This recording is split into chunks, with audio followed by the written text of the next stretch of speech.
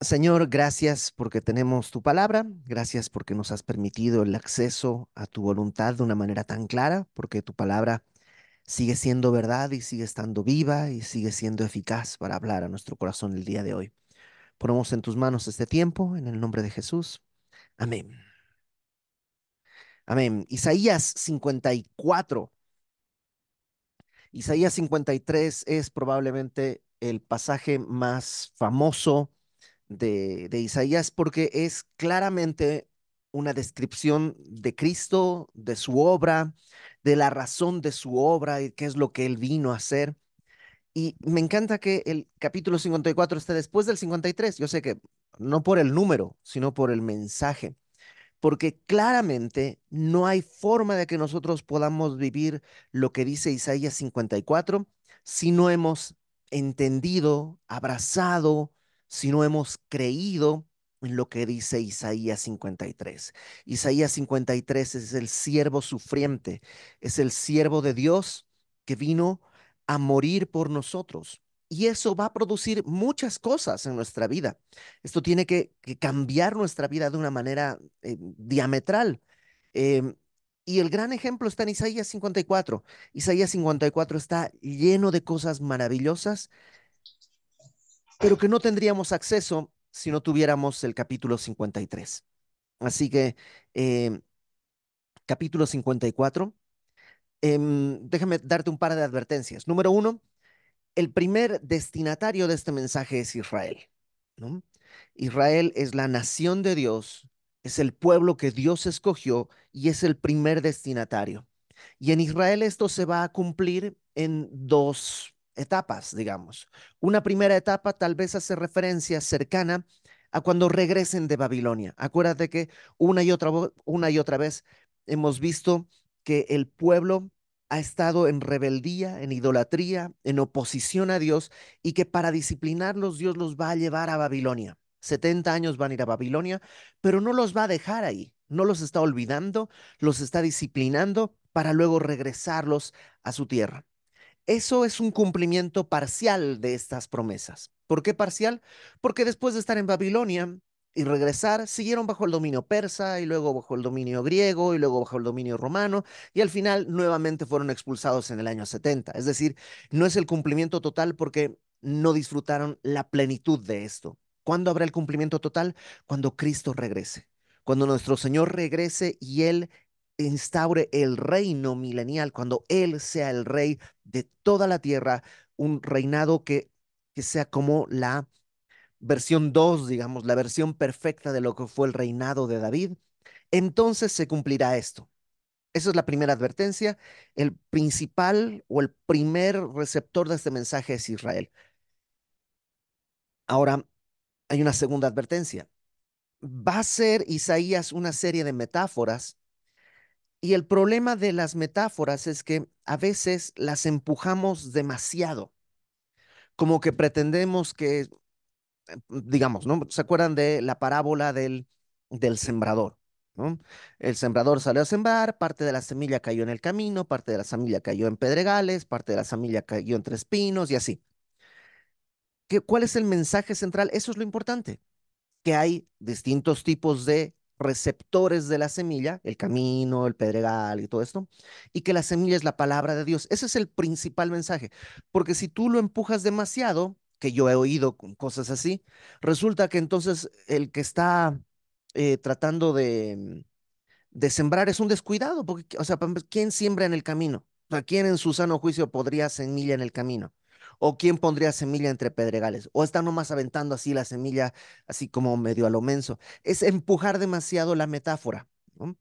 Lo mismo va a pasar acá, porque va a presentar a Israel como la esposa de Dios Padre, pero dentro del mensaje también habla de Israel como una viuda. ¿Quiere decir que Dios Padre ha muerto? No, no, no. Nuevamente tienes que ver cuál es lo principal del mensaje y no colgarte con los detalles que están ahí, ¿no? Lo vamos a ir viendo a detalle. Y ahora, ¿esto aplica a nosotros? Claro que sí, pero eso lo veremos al final. Isaías 54 dice, regocíjate, oh estéril, la que no daba a luz. En aquella cultura, en aquella época, para una mujer ser estéril no solo era un problema, digamos, de tipo social, que la gente le vería mal, porque los hijos representaban bendición. El día de hoy vivimos en una cultura en que los hijos son una incomodidad, los hijos son un estorbo a mi carrera, a mi profesión, pero en aquella época los hijos eran en verdad una bendición. De hecho, si una mujer no podía tener hijos, incluso se llegaba a pensar que debería tener algún pecado o que tiene algo está mal, que no tiene el favor de Dios de tener hijos. Em, bueno, no solo es ese aspecto social, sino que además a futuro esa mujer estaría seguramente em, en una especie de abandono social, porque ¿quién va a ver por ella? Seguramente en aquella época los maridos eran mucho mayores que las esposas, morían antes y entonces la mujer quedaba viuda y quedaba abandonada. Entonces, no tener hijos era un problema muy grande. Y la esterilidad, que una mujer pues, era estéril, pero pues qué culpa tiene, representaba muchas cosas muy dolorosas. Bueno, Dios dice a Israel como si fuera una mujer estéril, regocíjate, estéril, la que no daba a luz. Interesante. No dice ex estéril. No, sigue siendo estéril, porque no ha cambiado eso. Pero de todos modos le dice, levanta canción, ¿no? Alaba, da voces de júbilo, la que nunca estuvo de parto, nunca tuviste un hijo, no, pero adora a Dios, porque más son los hijos de la desamparada que los de la casada, ha dicho Jehová. Esta mujer que está comparando a Israel, por un lado es estéril, luego dice, eh, evidentemente como es estéril, nunca ha estado de parto, y luego dice al final que es desamparada, ¿no? Es una mujer que no tiene quien la cuide, no tiene un esposo que la proteja, ¿no? No solo no tiene hijos, sino que ahora ya no tiene ni esposo, está desamparada. Pero dice, regocíjate, porque tú siendo estéril, siendo sin esposo, siendo nunca habiendo tenido un hijo, vas a tener más hijos que cualquier mujer casada. ¿Por qué? Me encanta. Porque Dios lo ha dicho, punto. O sea, no es como que no hay más explicaciones. Al final del verso uno dice, así ha dicho Jehová. La razón por la que Dios dice, estéril vas a dar a luz, es porque yo lo digo. Así nada más. Y lo hemos visto en la Biblia. Muchas mujeres en la Biblia fueron estériles y siguen siendo estériles, pero han dado a luz hijos. ¿Por qué? Porque Dios dijo. Y eso es lo que hace Dios con nosotros también. Dios diría, Iber, tú, estéril, vas a dar fruto. ¿Pero cómo? Pues porque no es que ahora eres fructífero, es que yo soy fructífero, dice Dios. Yo soy el que puede dar fruto. Separados de mí, nada podéis hacer. Nadie puede llevar fruto. Si el pámpano no está pegado a la vid, dijo Jesús en Juan 15, no puede haber fruto. Entonces Dios está haciendo esto. Y no puede hacer esto si no hemos entendido Isaías 53, que necesitábamos un Salvador y que Cristo pagó por nuestros pecados en la cruz. Verso 2. No solo vas a dar a luz, verso 2, ensancha el sitio de tu tienda y las cortinas de tus habitaciones sean extendidas. No seas escasa. El día de hoy sería como pues construye en la parte de atrás de tu casa, ¿no? Construye una habitación, ponle un segundo piso a la casa, porque vas a tener tantos hijos que necesitas más recámaras, no alcanza, no extiende tus tiendas, porque no se hace escaso, o sea, ¿para qué con dos recámaras ya la hicimos? Vas a tener 25 hijos, no te alcanzan dos recámaras, ni montándolos uno encima del otro, no se puede, ni en literas no alcanza, como que extiende, alarga tus cuerdas, las cuerdas es como una manera de medir, ¿no? Es como, cómprate la casa de al lado, ¿no? Yo vivo en un departamento, entonces cómprate el departamento de arriba para que sean los dos pisos tuyos, una cosa así. Refuerza tus estacas. Ten en cuenta las tiendas era como se vivía, ¿no? Extiende las tiendas. ¿Por qué? Porque te extenderás a la mano derecha y a la mano izquierda, y tu descendencia heredará naciones y habitará las ciudades asoladas. No solo compra el terreno de al lado, compra el país de al lado, porque eres tan grande que vas a rebalsar de tu propia nación. Ten en cuenta que Israel va a ser deportado a Babilonia, Jerusalén va a quedar desierta, toda la nación va a quedar desierta, pero Dios dice, pero va a estar habitada. Y van a ser tantos que van a repoblar y van a tener que tener más tierras. Em, para nosotros esto también es bonito, porque nosotros, dice Pablo, estábamos alejados de la ciudadanía de Dios. Estábamos sin Cristo, sin Dios y sin esperanza. Éramos ajenos al pacto, al pueblo de Dios, pero Dios ensanchó sus tiendas. Dios abrió campo para que nosotros entremos. O sea, nosotros no estábamos en el plan y Dios abrió las puertas, compró el terreno de al lado porque van a entrar mexicanos, bolivianos, argentinos, parezco Manu Chao, ¿no? Pero, o sea, van todos así, van a entrar porque Dios tiene un plan para extender esas tierras, esas tiendas. De hecho, este versículo, y nomás como dato aparte, es el versículo que William Carey, un misionero, bueno, era un zapatero, era pastor en una iglesia, pero él era un zapatero, tomó este versículo para anunciarle a toda su, digamos, a su movimiento, diríamos el día de hoy, que había que ir a predicar el evangelio. Y en 1792-93, con su familia, se monta en un barco y se va a la India a predicar el evangelio en lugares donde no había sido predicado. Es William Carey el que se lo conoce como el padre de de las misiones modernas, porque en este versículo Dios le mostró, quiero ensanchar mis tiendas. Sí, en Inglaterra, él era inglés, en Inglaterra hay iglesias y hay todo. En India hay ejército inglés, ¿no? Porque era una colonia, hay población inglesa, pero no hay misioneros ingleses. Entonces, William Carey agarra y se lanza para allá con su familia. Un día léete una biografía de William Carey, vale toda la pena, todo lo que tuvo que vivir y todo lo que hizo para empujar la predicación del evangelio a donde las tiendas no llegaban. Entonces, Dios llegó hasta México. Y hubo gente que pagó el precio por venir a predicar el Evangelio a México. Verso 4 dice, no temas. Pues sí, o sea, imagínate, yo pienso en William Carey, pienso en Hudson Taylor. Hudson Taylor fue a China y hay un momento en que Hudson Taylor está tantos deseos de llevar a China y no tiene cómo, no hay manera.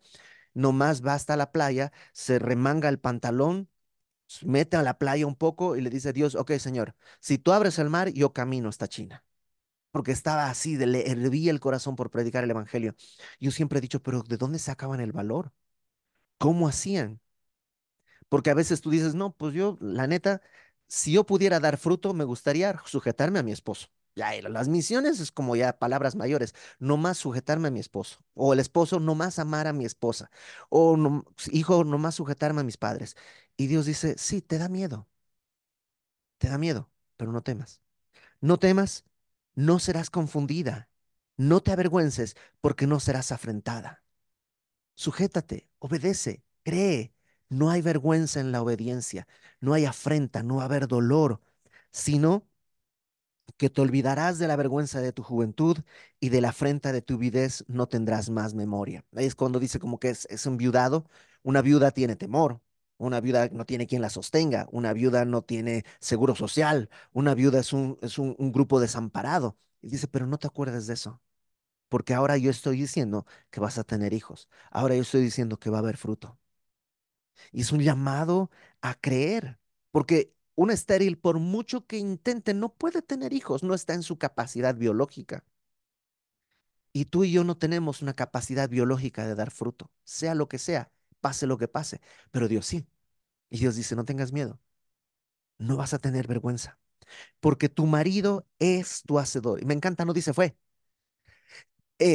tu marido es, número uno, tu hacedor, el que te forma, no el que te formó, el que te forma.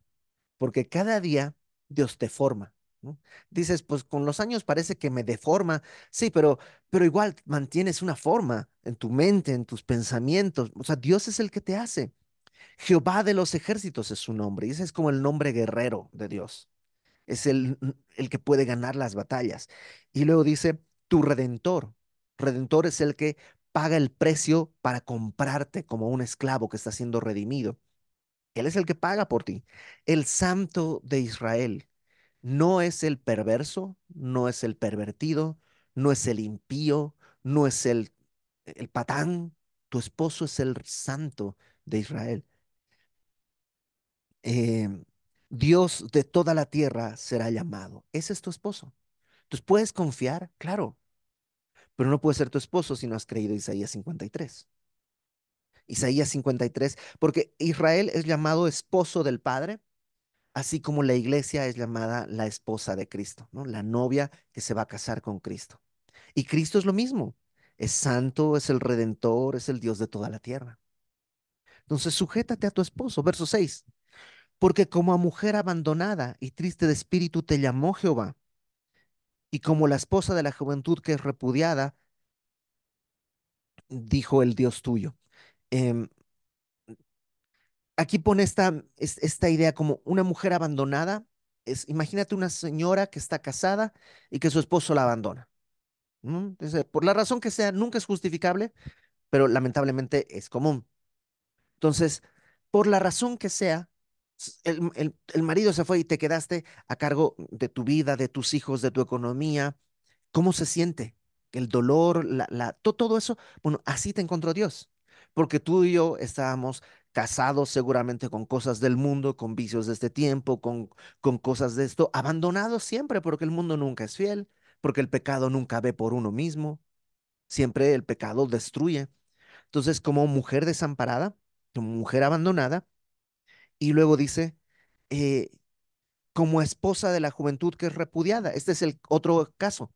Una esposa que se casa y al día siguiente de la noche de bodas, el marido dice, ¿sabes qué? Es impura y la devuelve a su casa. Entonces, ya ni siquiera puede buscar un esposo de una manera normal porque ya está repudiada. Entonces dice, así eras. Cuando Dios te encontró y Dios te llamó, así eras. Eras como una mujer abandonada, eras como una esposa que ha sido repudiada, pero así te llamó Dios. Verso 7. Por un breve momento te abandoné, pero te recogeré con grandes misericordias. Esta idea es que sí, 70 años vas a estar en Babilonia, los necesitas, pero te voy a recoger con misericordias. No vas a quedar ahí desamparada. Y lo mismo a veces pasa con nosotros cuando nos seduce el pecado, cuando abrazamos el pecado, a veces Dios tiene que tratar con nosotros y dice que al que ama a Dios, Dios al que ama disciplina y azota a todo aquel que recibe por hijo, pero es por un breve momento, pero luego te recoge con misericordias. Me encanta, no dice misericordia, porque no sé tú, pero yo necesito no una misericordia, necesito muchas misericordias por día. Dice, te recogeré con misericordias. Con un poco de ira escondí mi rostro de ti por un momento. Y esto también es muy bonito, porque a menudo nosotros cuando tenemos rabia, no escondemos el rostro, más bien lo mostramos, que vea que estoy enojado. Ah, y ponemos un rostro severo. Y hasta como que respiramos, ¿no? Que vea que estoy enojado, que no se acerque porque... Pero él dice, la ira de Dios no es un cambio en su humor, es la respuesta justa a nuestro pecado. Pero para no darnos ese pecado, él escondió el rostro por un momento, pero luego dice con misericordia eterna. Qué distinto, ¿no? Por un poco, con un poco de ira escondí mi rostro de ti por un momento, pero con misericordia eterna. La palabra misericordia ahí literalmente es un amor fiel. Con misericordia eterna tendré compasión de ti. Y la palabra compasión ahí es interesante porque habla, literalmente describe a una mamá que está haciéndole caricia a su panza porque está embarazada. Es una palabra muy extraña para nosotros, pero es eso, es como que está acariciando su panza cuando está embarazada. Eso es esta palabra. Por eso se traduce como compasión, porque dice, sí, escondí mi rostro por un momento, pero con misericordia eterna te voy a como a mimar, como a hacer así, te voy a como acariciar, a tener compasión de ti, dijo Jehová, tu redentor. Porque esto me será como en los días de Noé, cuando juré nunca más las aguas de Noé pasarán sobre la tierra, así he jurado que no me enojaré contra ti, ni te reñiré. Un poco lo que está diciendo es, ¿te acuerdas cuando Noé el mundo abundaba en pecado y Dios trajo el juicio a través del diluvio. Y después del diluvio, Dios hace un pacto con Noé y pone el arco iris y le dice: Nunca más voy a inundar la tierra.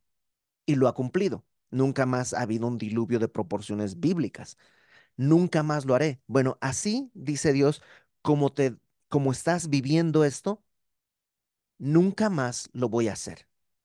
Ahora tú dices, pero pues lo volvió a hacer, o sea, al final de cuentas en el año 70 fueron destruidos, por eso te digo, no es el cumplimiento total.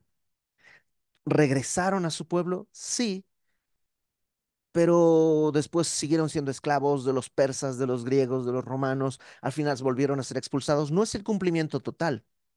Incluso en 1948 regresaron a su tierra los judíos, pero no es el cumplimiento total, porque vas a ver que no coincide con lo que vamos a leer. La paz, lo que Dios va a prometer, todavía no es. Todavía es el tiempo que va a venir. Y de la misma manera pasa con nosotros. Sí, nuestro pecado nos distanció de Dios y Dios tal vez nos disciplina, pero dice, un día no va a haber guerra ni batalla, porque tengo un pacto donde voy a estar contigo por la eternidad sin estorbos. Todavía el día de hoy sí hay muchos estorbos a veces. No se ha cumplido, pero tenemos una esperanza. Versículo 10. Porque los montes se moverán y los collados temblarán. O sea, puede haber terremotos y puede haber todo tipo de cataclismos, pero no se apartará de ti mi misericordia, ni el pacto de mi paz se quebrantará, dijo Jehová, el que tiene, no el que tuvo, sino presente, el que tiene misericordia de ti. Y luego el versículo 11 es espectacular. Pobrecita. O sea, no estar siendo como condescendiente, ay, pobrecita, sino más bien es esta ternura de, de abrazo, de cuidado. Pero checa lo que dice Dios. Pobrecita, fatigada con tempestad, sin consuelo. Y así estábamos nosotros cuando Dios nos recogió. No sé tú, pero yo estaba así, sin consuelo, fatigado, angustiado. Y Dios dijo, pobrecito, y me llamó. Pero ya como cristiano he atravesado momentos en los que me siento sin consuelo, fatigado, angustiado, y Dios no cambia. Sigue llamándome como la gallina bajo sus alas, sus polluelos, ¿no? Sigue diciendo, pobrecita, pero mira la promesa. He aquí, yo cimentaré tus piedras sobre carbunclo, sobre zafiros te fundaré. Tus ventanas pondré de piedras preciosas, tus puertas de piedras de carbunclo y toda tu muralla de piedras preciosas. En el versículo 2 dice, vives en tiendas. ¿Te acuerdas? Tiendas, extiende. Y ahora dice, pero yo te voy a dar una ciudad amurallada. Una ciudad amurallada que tiene cimientos firmes y los cimientos son de carbunclo, que son piedras preciosas, zafiro. O sea, los cimientos normalmente no son de piedras bonitas, nomás con que sean duras. Pero Dios está diciendo, el cimiento que yo voy a hacer para tu ciudad es un cimiento de lujo. Se parece mucho a la nueva Jerusalén que en Apocalipsis desciende del cielo, en Apocalipsis 21. Entonces, es esta promesa de que sí, el día de hoy estás en tiendas, es difícil, pero yo te voy a dar una ciudad. El día de hoy eres pobrecita y fatigada, pero vas a tener zafiros en el cimiento de tu casa y todos tus hijos serán enseñados por Jehová. Pablo dice en 2 Corintios que el día de hoy al pueblo judío, aunque le quieras enseñar, tienen un velo sobre los ojos. Y ese velo solo es quitado con el Evangelio. Entonces Dios dice, sí, un día yo te voy a enseñar sin ese velo. Vas a poder ver. Y no sé si a ti te pasa, que antes de ser cristiano, aun cuando ibas a la iglesia y todo, pero todo te suena como raro, te suena como extraño, como ajeno, hasta el día en que creíste Isaías 53. Creíste que necesitabas un Salvador, creíste que Dios proveyó esa salvación y entonces como que te quitan un velo y entonces eres enseñado por Dios. Y Dios cada domingo, cada tiempo en su palabra que lees, te empieza a hablar y empieza a describir, a descubrirse delante de ti. Dice, serás enseñado por Jehová, se multiplicará la paz de tus hijos. Todavía no ha sucedido eso. Israel no vive con paz, vive con temor. Alrededor de Israel, todos los vecinos de la nación de Israel tienen un propósito, destruir a Israel. No es que quieren el territorio, no es como que quieren invadirlo porque ahí hay petróleo o porque ahí hay... No, no quieren el territorio, nomás quieren que Israel desaparezca como nación. No hay paz. pero habrá. Cuando Cristo gobierne este mundo, cuando Cristo esté sentado en su trono en Jerusalén, habrá paz. Dice, voy a multiplicar la paz de tus hijos. Con justicia serás adornada. O sea, tu adorno va a ser la justicia.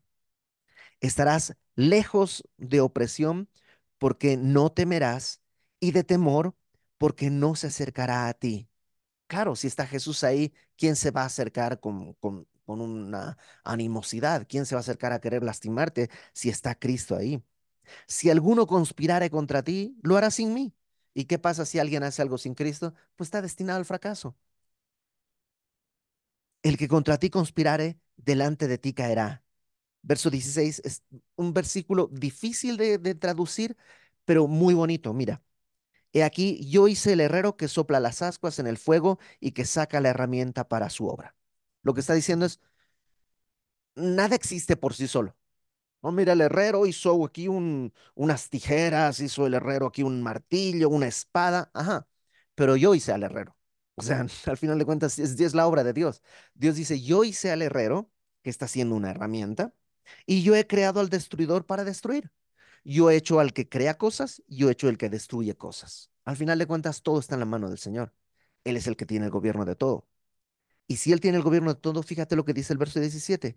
Ninguna arma forjada contra ti prosperará y condenarás toda lengua que se levante contra ti en juicio. Yo te voy a cuidar. Ninguna arma forjada. Sí se van a forjar armas, pero yo hago a los herreros. O sea, yo sé lo que está pasando. Sus armas no van a poder vencerte. Esta es la herencia de los siervos de Jehová. Y me encanta. No dice, esta es la ganancia, sino la herencia. Y la herencia tiene que ver con familia. Por decirlo de alguna manera, nos escogió un esposo maravilloso. ¿Te imaginas si, no sé, por decirlo de alguna manera, en términos muy carnales, ¿va? Pero que un supermillonario venga y te escoja como esposa. Además, no solo es supermillonario, súper cristiano, súper atento, súper correcto. O sea, al santo de Israel vimos. Ese esposo dijo, tú. ¿Y tú quién eres? Pues estéril, o sea, que ni siquiera puede tener descendencia, no, no le sirvo como esposa, ¿no? En términos de aquella época. Pero Dios dice, tú, estéril, abandonada, desamparada, despreciada, pero tú, yo te escogí. Y como yo te escogí, dice Dios, tú vas a heredarme. Esta es la herencia de los siervos de Jehová y su salvación de mí vendrá, dijo Jehová. Me encanta este capítulo, esta cantidad de promesas que terminan con una, o sea, no terminan, comienzan con algo muy sencillo. Regocíjate, da voces de júbilo, no temas, no te avergüences. Es algo que Dios el día de hoy creo que puede con toda libertad decirnos. ¿Has creído en el Isaías 53? ¿Has creído en el siervo sufriente que te ha salvado? Ah, pues regocíjate. Pero yo no he dado fruto. La verdad es que, uy, la verdad es que no he dado fruto. Y Dios dice, no importa, yo voy a hacer que des fruto, como la que más da, como más que una esposa que tiene, o sea, Dios es su obra. Entonces yo no sé en qué áreas tú dices, yo no he dado fruto, pero Dios dice, yo puedo, solamente cásate conmigo, solamente créeme, solamente acércate y canta, alaba. Es, el día de hoy tenemos tanto acceso a alabanzas, ¿no? Yo recuerdo cuando empecé a congregarme, yo servía en librería, había una cantidad de discos que nunca tenía, porque pues yo no tenía mucho dinero, entonces los discos eran caros y poder comprar un disco era todo un proceso para poder escuchar una alabanza en mi casa. El día de hoy están al alcance de todos. Entonces ya sea que agarras tu guitarra o, o pones algo, alaba a Dios. Tómate tiempos para alabar, dice eso, levanta canción, da voces de júbilo. Dios, Dios quiere, Dios quiere eso, que haya fruto en nuestra vida para su gloria. Pues nada, realmente todo lo dejaste bien claro.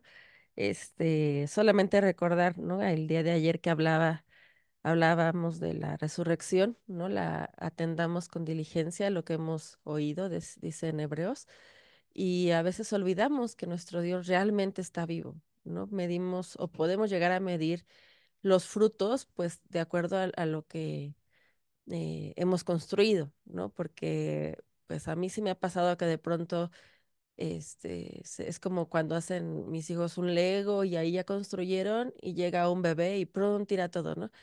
Y dices, ay, pero iba tan bien, ¿no? Y pareciera pérdida, como que algo se perdió, pero Dios dice, sí, a lo mejor me volteé un momento, sí, a lo mejor era necesario, pero el paso está en reconocer que Él pagó nuestros pecados, que no merecíamos que Él se ensanchara por nosotros, que no merecíamos ser sus hijos, que nunca olvidemos que Él escogió lo vil y lo menospreciado. Y entonces volví a recordar que si confesamos nuestros pecados, Él es fiel y justo para perdonarnos y limpiarnos de toda nuestra maldad, siempre. Y eso, como decía Pablo, ¿no? Yo no merecería ser llamado apóstol porque perseguía a la iglesia. O sea, no hay pecados grandes o chiquitos.